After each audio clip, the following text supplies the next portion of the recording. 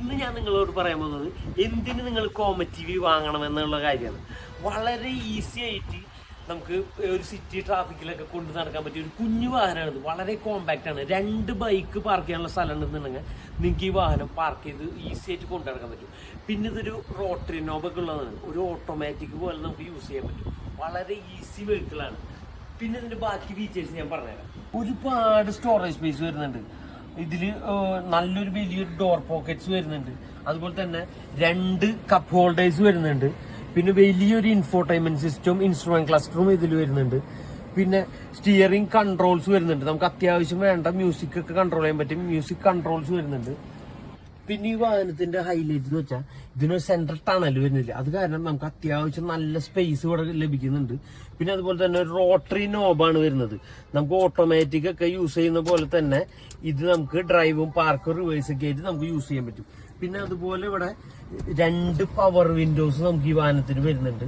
അങ്ങനെ ഒരു ബേസിക് വാഹനത്തിന് വേണ്ട എല്ലാ ഫീച്ചേഴ്സും വരുന്നുണ്ട്. ഇനി ഈ ഒരു വാഹനത്തിന്റെ മെയിൻ അഡ്വാൻറ്റേജ് എന്താണെന്നുണ്ടെങ്കിൽ നമുക്ക് ഓൾമോസ്റ്റ് ഒരു 200 കിലോമീറ്റർ 230 കിലോമീറ്റർ കമ്പനി പറയുന്നുണ്ടെങ്കിലും 200 കിലോമീറ്റർ 150 ആണ്. അത് ഓരോരുത്തരുടെ ഡ്രൈവിംഗ് പാറ്റേൺ അനുസരിച്ചിരിക്കും. പക്ഷെ 150 പ്ലസ് എന്തായാലും നമുക്ക് നമ്മുടെ ഏത് യൂസിലും കിട്ടുന്ന ഒരു വാഹനം കൂടിയാണ് നമ്മുടെ MG കോമറ്റ്. പിന്നെ ഇതിന്റെ ഒരു ഹൈലൈറ്റ് എന്ന് വെച്ചാൽ കാണുമ്പോൾ എല്ലാവരും ചെറിയൊരു വാഹനമാണ്. പക്ഷെ ഞാൻ ഇപ്പൊ കണ്ടില്ലേ, അത്യാവശ്യം ഫ്രണ്ടിലേക്ക് നമുക്ക് ഇരിക്കാൻ പറ്റുന്ന ഒരു രീതിയിൽ ഇട്ടിട്ട് കൂടി എനിക്ക് ബാക്കിൽ അത്യാവശ്യം നല്ലൊരു സ്പേസ് കൂടി ഇതിൽ ലഭിക്കുന്നുണ്ട്. പിന്നെ വേറൊരു ഇൻട്രസ്റ്റിംഗ് കാര്യം കൂടി ഞാൻ പറഞ്ഞുതരാം കേട്ടോ. ഈ വാഹനത്തിന്റെ മെയിൻ അഡ്വാൻറ്റേജ് എന്ന് വെച്ചിട്ടുണ്ടെങ്കിൽ ഏതൊരു കുഞ്ഞു സ്പേസിൽ കൂടി നമുക്ക് ഈ വാഹനം കൊണ്ടുപോകാൻ പറ്റും. കണ്ടില്ലേ, വളരെ ഈസി ആയിട്ട് നമുക്ക് ഈ വാഹനം ഏത് സൈഡിലും പാർക്ക് ചെയ്യാം. ഏതിന്റെ ഉള്ളിൽ വേണമെങ്കിലും കൊണ്ടുപോകാം. ഏത് ചെറിയ വഴികളിൽ കൂടി കൊണ്ടുപോകാം. ഇതിന്റെ എല്ലാവരുടെ ഒരു വിഷയമാണ് ഇതില് ബൂട്ട് സ്പേസ് ഇല്ല എന്നുള്ളത്. പക്ഷെ ഇത് നോർമൽ ഒരു സിറ്റി കാറായിട്ട് മാത്രമേ നമുക്ക് ഇതിനെ കൺസിഡർ ചെയ്യാൻ പറ്റുള്ളൂ.